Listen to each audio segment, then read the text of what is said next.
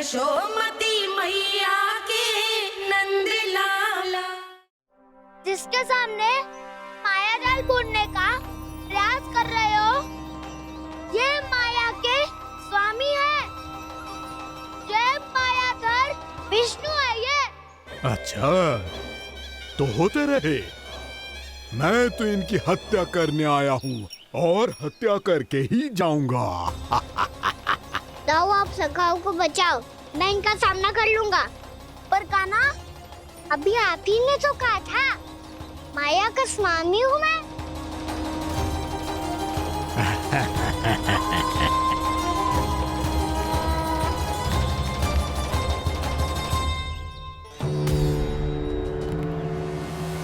ये तो मथुरा का व्यापारी है। इसको अर्थ वो जो था वो सच में छलिया हो तो कहीं वो नंदमोहन तो ना पहुंच गओ। हमें शीघ्र ही गांव जाना पड़ेगा और सबको सावधान करना पड़ेगा। चल।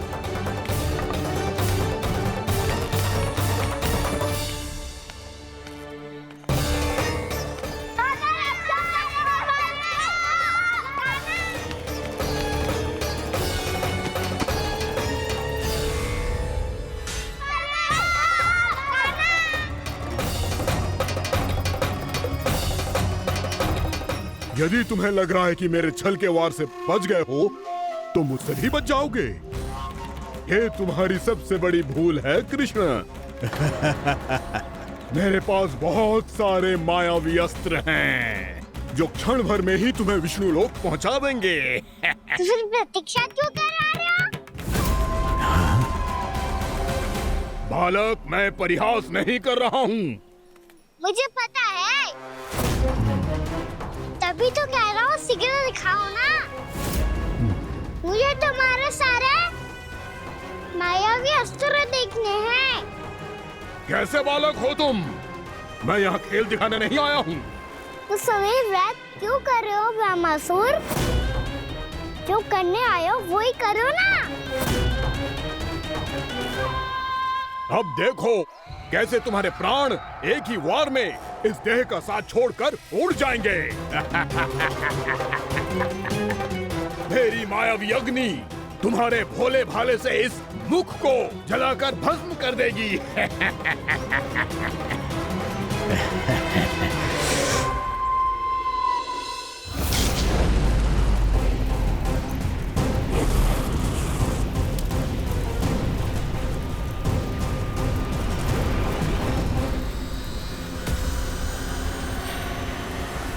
कह रही हो ब्रह्मासुर?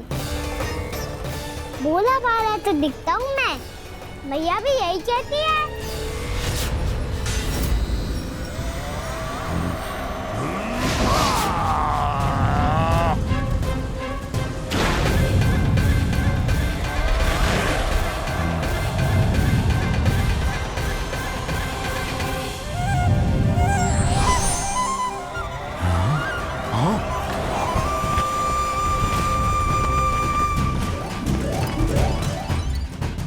आसन को उपहार देने के लिए बहुत बहुत धन्यवाद ब्रह्मासुर। बहुत समय से खड़े खड़े थक गया था मैं।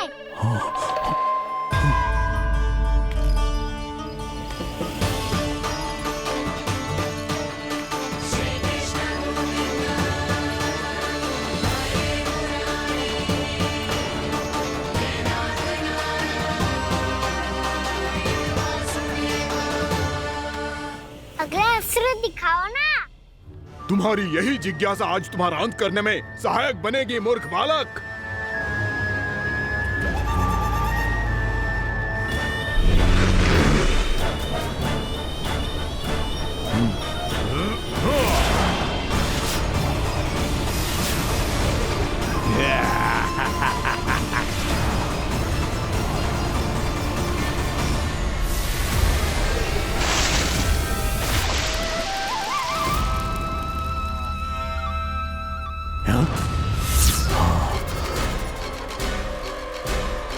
अच्छा, पर प्रक्षालन करना चाहती थे तो पहले क्यों नहीं बताया?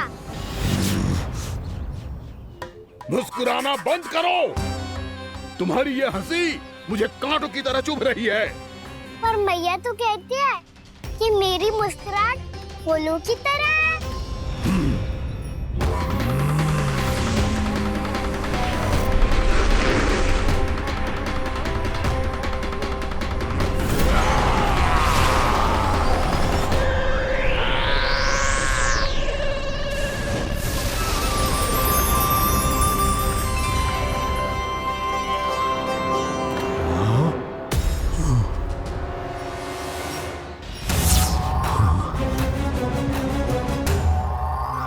कहा था ना मेरी मुस्कुराहट बिल्कुल इन्हीं फूलों की तरह है। और तुम कर क्या रहे हो मास्टर? कभी आसन दे रहे हो, कभी पद प्रक्षालन कर रहे हो और अब फूल भी चढ़ा दिए। तुम मुझ पे वार करने आए हो कि पूजा करने? तुम्हारी पूजा तो मैं अब ऐसी करूंगा कि तुम मृत्यु के बाद भी मुझे भूल नहीं पाओगे बालक।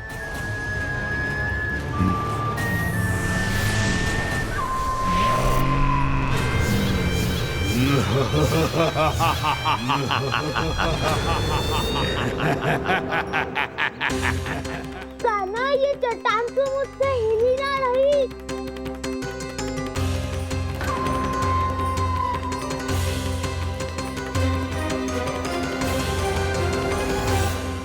अभी कंदरा के अंदर कुछ क्षणों में ही प्राण वायु समाप्त हो जाएंगे। तुम्हारे सारे सखा एक एक कर अपने प्राण त्याग देंगे और तुम्हारा वध करूंगा मैं।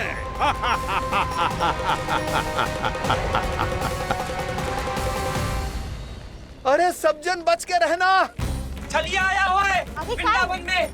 अरे छलिया आ गया है। वृंदावन में मायावी छलिया। अरे क्या हुआ? कौन छलिया? मायावी छलिया सबको छलता है वो। हाँ, कुछ भी कर सके है वो। बहुत भयानक। अरे भानु, ठहर जरा, क्या हुआ? बहुत भयानक है वो। बच के रहना सब लोग। अरे भेष बदल ले तो है वो। हाँ। क्या हुआ? छलिया है वो। अरे मेरी बात तो बताओ। रानी भाभी, रानी भाभी, कान्हा घर पर ही है ना? ऐसे भड़बड़ा क्यों रहे हो? कोई भूत देख लियो है क्या? भूत ना भाभी, छलिया से भेंट हो गई। सच्ची का मायावी छलिया है भाभी। क्या उल्टा सीधा बोले जा रहे हो? ठीक से बताओ। अब बोलो भी। वो कान्हा के पीछे पड़ो है वो। मेरे लल्ला के पीछे? हाँ रानी भाभी, हमारे अचेत होने से पहले हमने उसे ये कहते सुना था कि वो वृंदावन आने वाला है कान्हा से मिलने। हे नारायण, मेरे कान्हा की रक्षा करना। जसोदा जी, मायावी छलिए से बचना बालकों के बस की बात ना है। जीजी, बालक वन में अकेले हैं।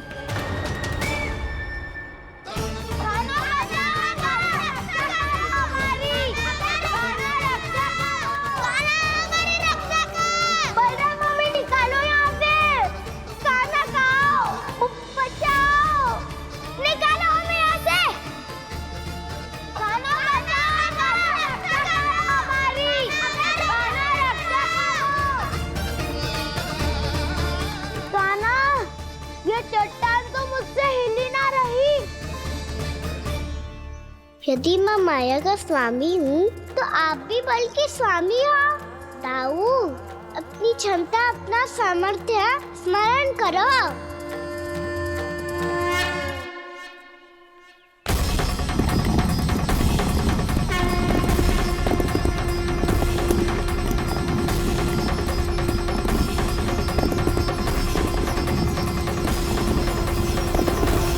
इससे पहले कि वो कंदरा का द्वार खोल के तुम्हारे सखाओं को बाहर निकाले, मैं तुम्हारे प्राण ले लूंगा कृष्ण।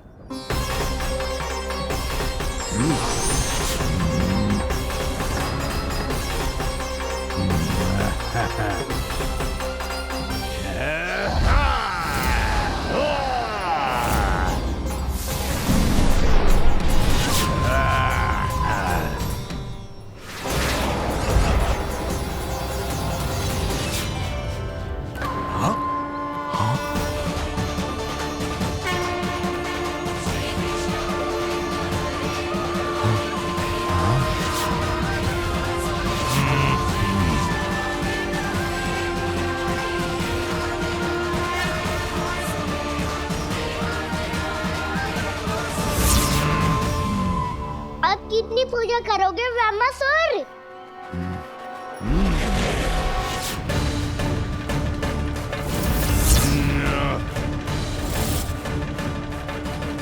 प्रभु तो खेल खिला रहे हैं इससे, और ये खेले जा रहा है विवश होकर, उनकी माया से बाध्य होकर।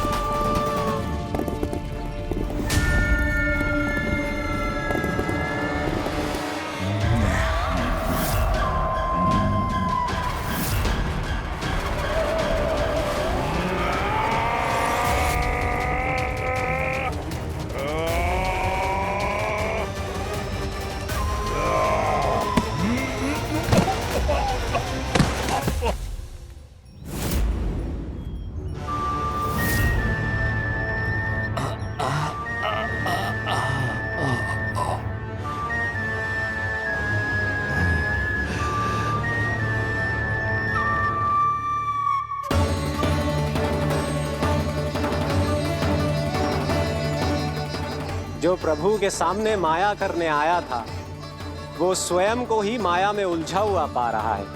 नारायण नारायण। लो, अब तो तुमने दंडवत प्रणाम भी कर लिया, माया भी कथा भी उपहार में दे दी। तुम चाहते क्या हो ब्रह्मासुर? मेरी शरण में आना है क्या?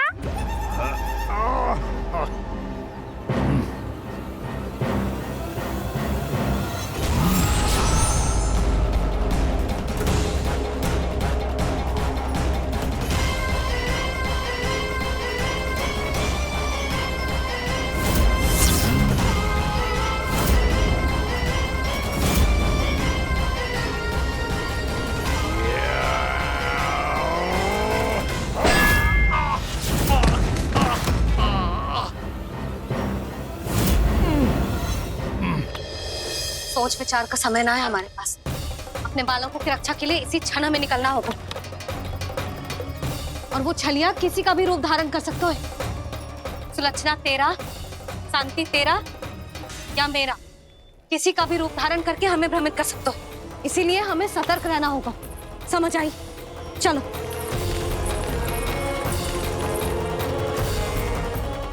अभी भी समय है ब्रह्मासुर, समझ जाओ। यदि मैया आ गई तो बात गड़बड़ हो जाएगी।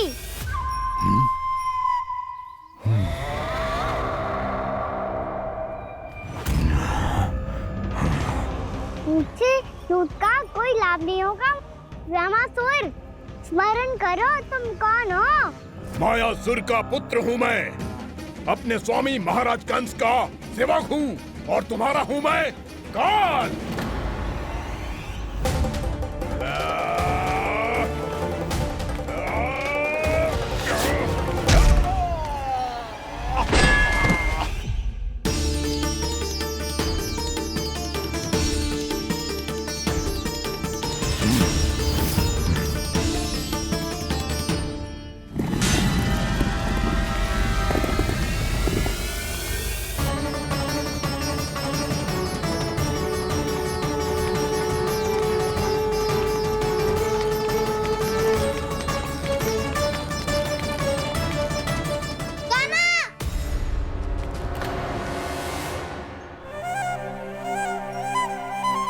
बाबा कहते हैं दुष्टों को पहले बातों से समझाना चाहिए, फिर भी ना माने तो अस्त्र ना उठाना दृढ़ता होती है।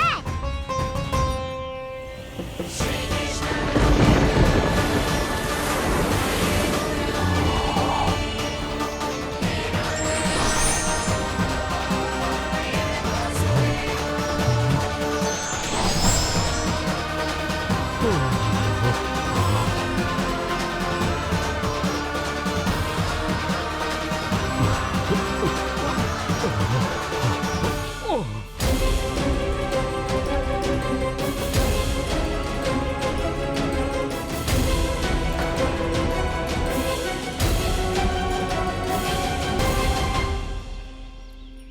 पता था मुझे अपने बाबा के स्वरूप को हानि नहीं पहुंचाओगे। सही कही तुमने। पिता की छवि ही पिता के समान भी आनंदीय होती है। ब्रह्मासुर, ब्रह्मासुर। ये मैं अपने वास्तविक रूप में कैसे आ गया?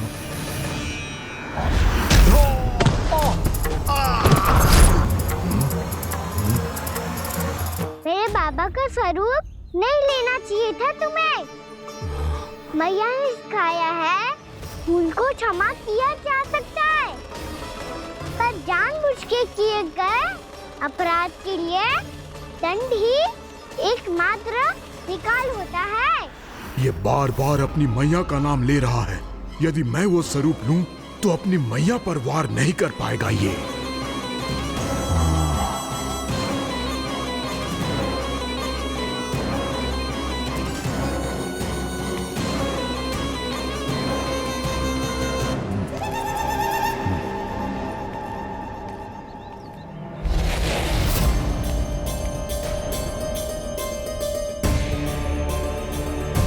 लल्ला, मैं तेरी मैया हूँ, अपनी मैया को मारेगा? बच गया। समझाया था, पर तुमने एक बार फिर से मूर्खता कर ही दी। इस पर तुमने पहले से भी बड़ी और पहले से भी भयंकर भूल किया ब्रह्मासुर।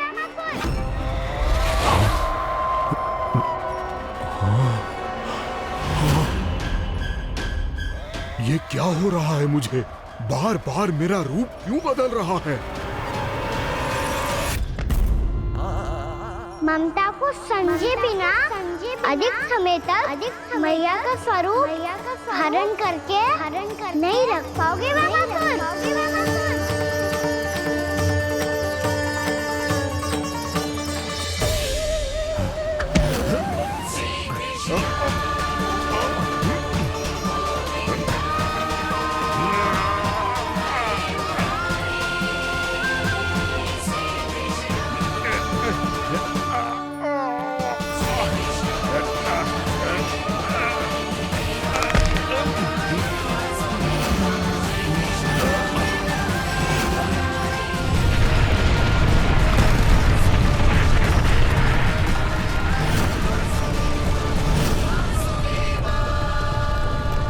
प्रभु के क्रोध से धरती भी कांपने लगी है।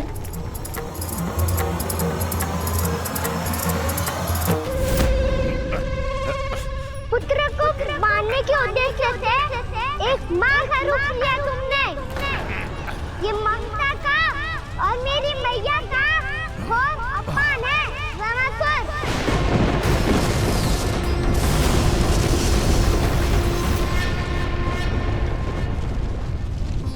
इससे पहले इस असुर के कारण निर्दोष प्राणियों का कोई अहित हो, मुझे कुछ करना होगा।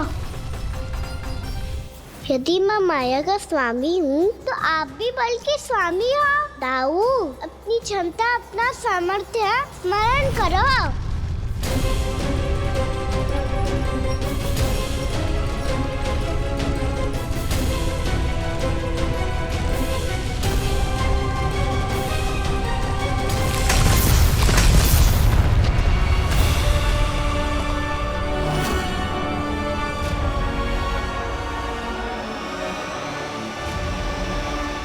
अद्भुत बलदाऊ, अद्भुत। अपने बल का उचित प्रयोग करके आपने प्राणियों को हानि होने से बचा लिया और ये भी सिद्ध कर दिया कि इस युग में आपसे अधिक बलवान और कोई नहीं होगा। आज से आप बलदेव के नाम से भी जाने जाएंगे। आज से आप बलदेव के नाम से भी जाने जाएंगे। आपके चरणों का ये चिन्ह युगों युगों तक आपके बल की कथा कहता रहेगा। बलराम का चरण चिन्ह।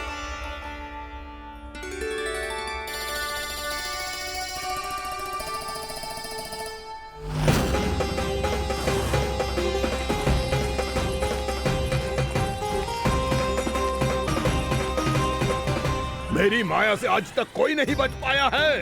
एक बार मुझे छोड़कर देखो, फिर पता चलेगा कि मैं हूँ कौन। पहले ये तो देख लो कि मैं कौन हूँ।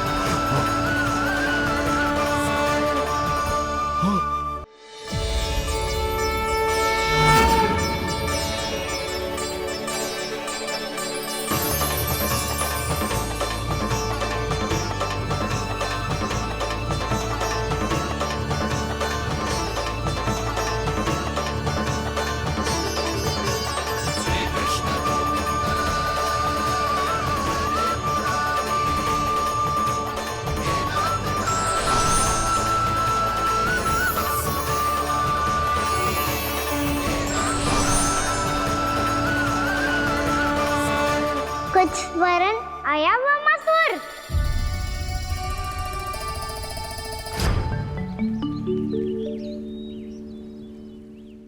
बहुत समय पहले की बात है। बहुत बड़े भूमाकर राज करते थे तुम्हें मान राजा भीमम के नाम से जाना जाता था। सब कुछ था तुम्हारे पास, पर शांति नहीं थी। इसीलिए शांति की खोज में अपना संपूर्ण राज अपने पुत्रों को सौंप कर मलय पर्वत की ओर चल दिए। अनेक वर्षों की तपस्या के बाद तुम्हारे तप की कीर्ति चारों ओर फैलने लगी और फिर सच्चे तपस्वी के रूप में तुम्हारी ख्याति से प्रभावित होकर महर्षि उलट तुमसे भेंट करने आए। राजा भीमरथ, आपने ईश्वर की प्राप्ति के लिए सब कुछ छोड़ दिया, पर अपना अभिमान नहीं छोड़ पाए। इसीलिए मेरे आगमन पर सम्मान के साथ खड़ा होना तो दूर, मेरा अभिवादन भी नहीं किया। अभिमान तपस्वी का गुण नहीं होता है राजन, अभिमान राक्षसी गुण है। इसलिए मैं आपको श्राप देता हूँ कि आप अगले जन्म में एक राक्षस के रूप में जन्म लेंगे, एक राक्षस के रूप में जन्म लेंगे। मुझे क्षमा कर दीजिए महर्षि, मैंने जानबूझकर आपका अपमान नहीं किया है। मैं तो यहाँ पर शांति की खोज में आया था। अपने भीतर के संसार में गहरे सोच विचार में डूबा हुआ था मैं।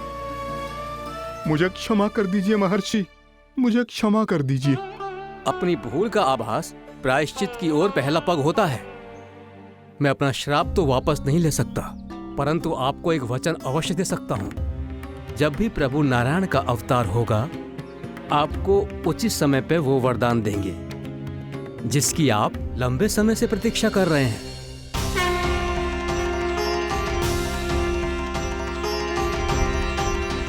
प्रभु, आपने मेरी आंखें खोल दी। अब मुझे पता चल गया है कि आप कौन हैं और मैं कौन हूँ। इसलिए आप मुझ पर कृपा करके अपने चरणों में स्थान दे दीजिए। मुझे वो शांति प्रदान कीजिए जिसकी खोज में मैं वर्षों से भटक रहा हूँ।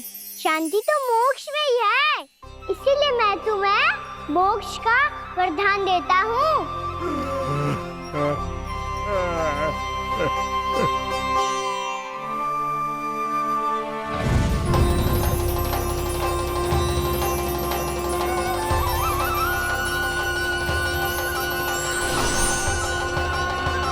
प्रभु की ये लीला सदैव स्मरण रखी जाएगी। इस स्थान को इनका आशीर्वाद मिलेगा और इस कंदरा को व्योमासुर की कंदरा के रूप में पहचाना जाएगा। भविष्य में अनेक ऋषि मुनियों की शरण स्थली बनेगी ये कंदरा।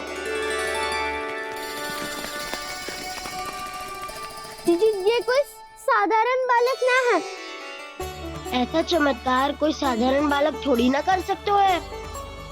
तुम सत्य कह रहे थे बलराम। गाना सच्ची में भगवान ही है। तभी तो सब देवता इसे बसाने और इसकी ओर से युद्ध करने आते हैं। तुम सब ऐसे आंखें फाड़ के क्यों देख रहे हो मुझे?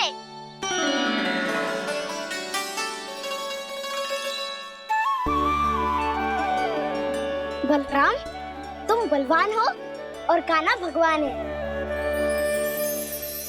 दूर दूर तक कोई दिखाई न दे रहा है। ना जाने किस हाल में होंगे बालक। कहीं हम ही तो मार्ग ना भटक गए शीघ्रता के चक्कर में। अब तो एक पग भी ना चलो जा रहे हो। जल, किसी के पास जल है क्या? कंठ तो मेरा भी सूख रहा है मौसी। भाभी, निकट ही जमुना जी है, कहूँ तो वहाँ से जल ले आओ। मैं भी जा रही हूँ भाभी, एक से भले दो। हाँ चल। शीघ्रता से आओ। हाँ।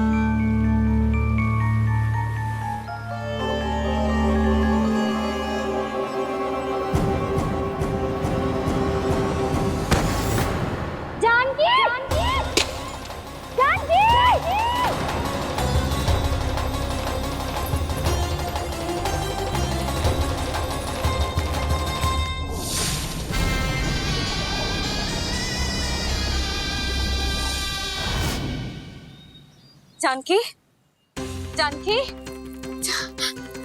क्या होगा इसे? देखो ना जी, अब छलिया की सूचना मिलते ही हम सब बालकों को ढूंढने चली गई और ढूंढते ढूंढते सबको बहुत प्यास लगी आई जी। तो जानकी जमुना जी की नदी से जल लेने गई और उसने जमुना जी का पानी पिया और उसकी जेदशा हो गई। बालक कहाँ है? वो ठीक तो है ना? ऊपर से सब ठीक है, पर भीतर से बहुत भयभीत है सब। जानकी तो बिल्कुल नीली पड़ गया है। लग तो है विष फैल गया है इसको पूरे तन में। मथुरा के सर्वश्रेष्ठ विदेह जी को बुलाए गए हैं उसके उपचार के लिए। जैसे ही इसने जल को मुंह से लगाया, जे गिर पड़ी। चटपटाने का अवसर भी ना मिलो। हाँ वैद्य जी, और निकटी मृत पशु भी पड़े हुए थे। हाँ, मैंने भी अस्थियां देखी थी। इसका तो यही अर्थ हो सकता है कि समस्या वहाँ के जल में ही हो। वैद्य जी, आप रोगी की नाड़ी पे ध्यान दो ना। जे गोपिया क्या कह रही है उसे सुनने की आवश्यकता ना है। जब तक विष के कारण का पता नहीं चल जाता, हम उपचार कैसे कर सकते हैं रानी जी? जी, वो निकट ही यमुना जी में एक विशेष क्षेत्र है, जे सब उसी के जल की बात कर रहे हैं। तब तो ऐसा भी हो सकता है कि किसी विषैले सर्प के काटने का प्रभाव हो। पर सर्प के काटने का चिन्ह ना है उसके तन पे। सर्प जब काटता है तब उसके दांत के चिन्ह बन जाते हैं। मुझे पता है, बड़े बड़े सर्प को काटते हुए देखो है मैंने। एक दिन अब बस कर उज्जवल, जे बड़ी बड़ी हाँकने का समय ना है। पर यदि सर्प ने ना काटा है, फिर जानकी की ये दशा किसने की? अवश्य किसी राक्षस ने की होगी। नाना, कोई विषैला पशु भी तो हो सकता है। यह अवश्य किसी महाविषैले सर्प के विष से हुआ है। सर्प ने भले ना काटा हो, लेकिन यह अवश्य ही किसी महाविषैले सर्प के विष के कारण हुआ है। कालिया नाग। कालिया नाग?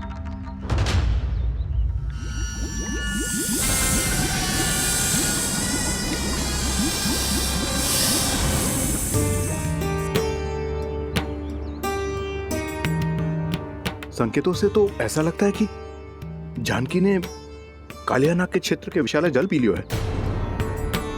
कालिया नाग एक लोक श्रुति है, कल्पना में गढ़ी हुई एक कथा, और कछु ना है। हमें जाके पता लगाना पड़ेगा।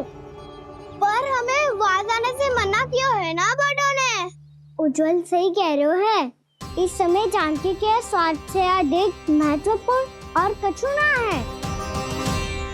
जानकी हमारे लिए ही जलाने गई थी जी, ना मैं उसे जाने देती ना जैसा वो तो। वैद्य जी आप शीघ्र कछु करो, कैसे भी कछु भी करो, पर इसके प्राण बचा लो। यशोदा, धैर्य रखो, श्री नारायण पर विश्वास रखो, वो सब ठीक कर देंगे।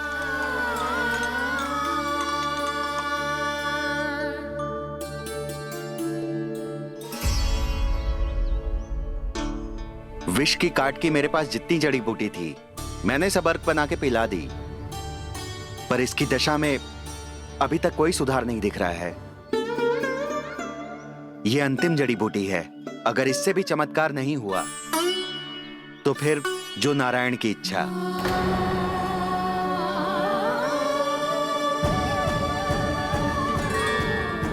पर कोई तो उपाय होगा जानकी को बचाने का।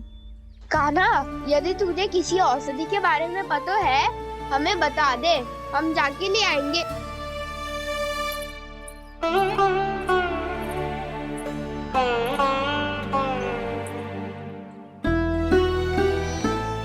हे नारायण, हे प्रभु, मेरी जानकी के प्राण बचा ले प्रभु। क्या तो मैं अपने आप को कभी क्षमा न कर पाऊंगी। ये सारी मेरे ही कारण बनाई थी। उसकी रक्षा करो प्रभु, मेरी पुकार सुनो। कान्हा, तूने हमें बकासुर से बचाया था ना? और बकासुर से भी तो, और छलिया से भी तो तूने ही बचाया था ना हमें। क्या ऐसा कोई उपाय ना है जानकी को बचाने का? धन्वंतरी,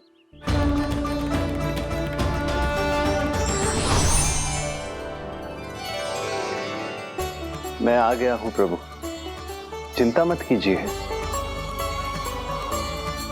आपके आदेश का पालन अवश्य होगा। यशोदा मैया,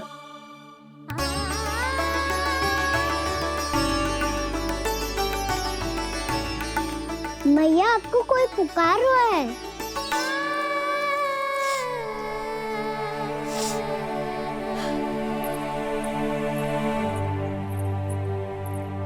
चिंता मत करो मैया, अब धन्वंतरी जी आ गए हैं और सब संभाल लेंगे।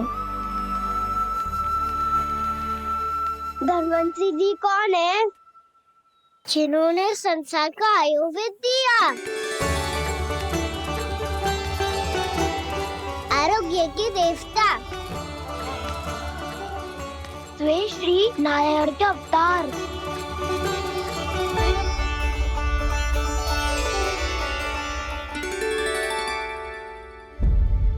मुझे पता चला है कि आपको वेद की आवश्यकता है।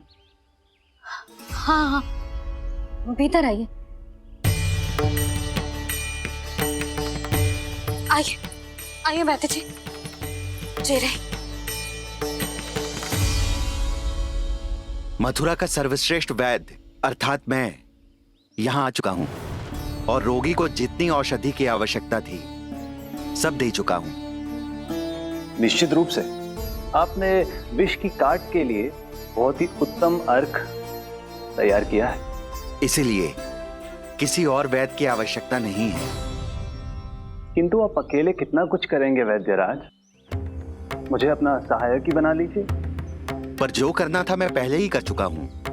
हाँ, वो तो आप कर चुके हैं, बस रोगी के तन से विष निकालना शेष है ना वैद्यराज? हाँ हाँ, बस वही शेष है। इनके रक्त को विष रहित करने में मैं आपकी सहायता करूंगा। पहले ये संजीवनी मानी जाने वाली इन लाल फूलों की बूटी को भी घिसना है ना?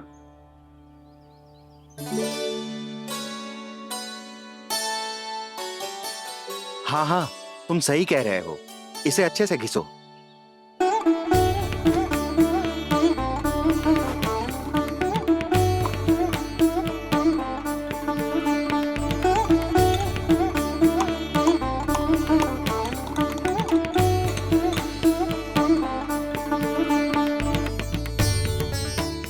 और ये नीले फूलों को भी तो मिलाना है ना? हाँ हाँ, अच्छे सहायक बन सकते हो तुम, ऐसे ही श्रम करते रहो।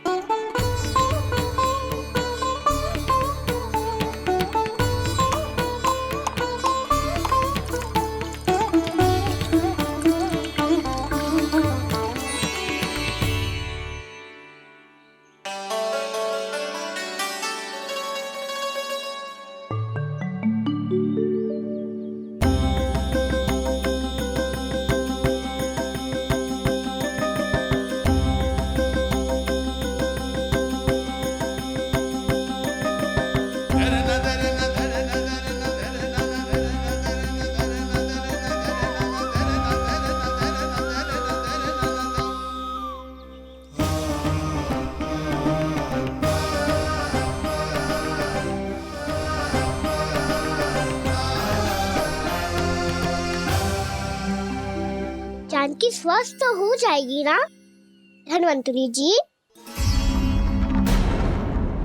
धन्वंतरी?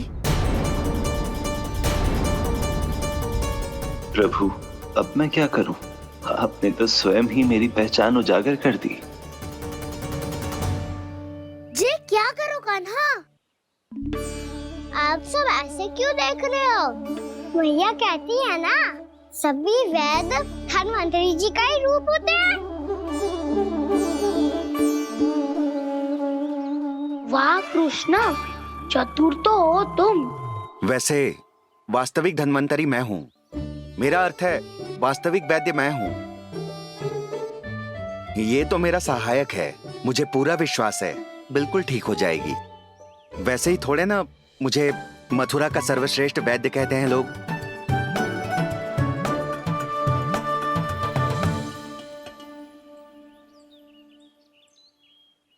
जसोदा भाभी। जसोदा जी, जानकी को चेतना आ गई। जानकी, जानकी, जानकी, तू ठीक है ना? क्षमा करना भाभी, मैं आपके लिए जल ना ला पाई। बस बहुत भूख लगी है। मैं अभी कछु लाती हूँ। जानकी माखन खाओगी?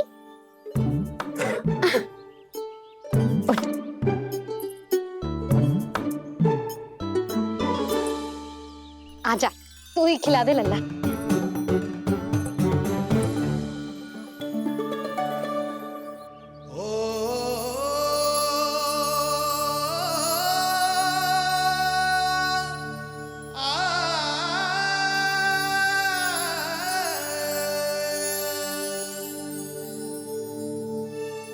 तुम सब मेरे लल्ला को माखन चोर कहती हो ना? आज देखो, अपना ही माखन जानकी को खिला रहे है।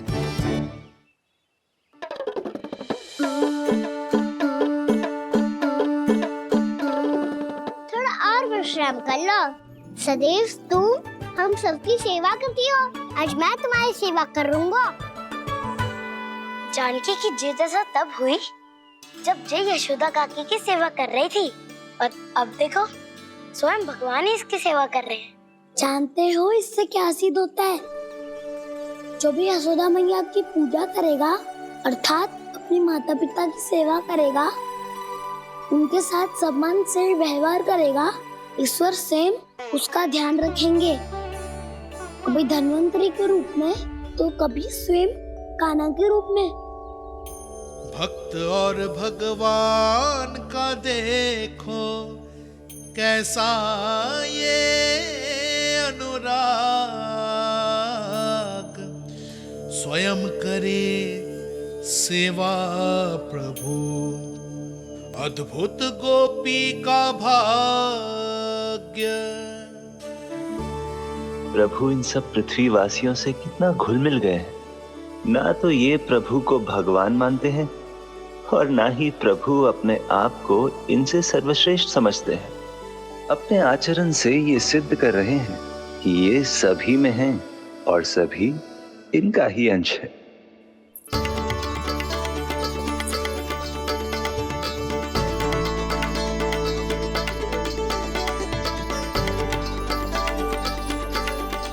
प्रभु, अब मुझे जाने की आज्ञा दीजिए।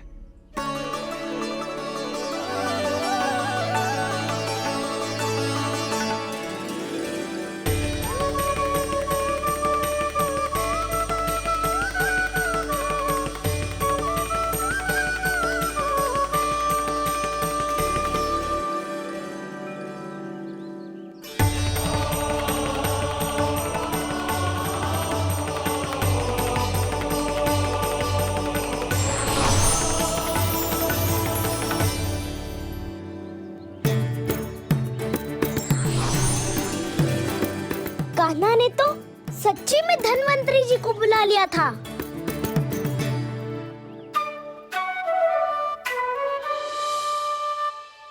जब से कान्हा का जन्म हुआ है ना, मैं तब से देख रही हूँ, तब से हम पे कोई भी संकट आती है ना, तो अचानक से कोई अपरिचित हमारी सहायता करने आ जाता है। और जाते समय कान्हा की आज्ञा लेके जाते है, और कभी कभी तो इसे प्रभु बोल के जाते है। बाबा संभालो।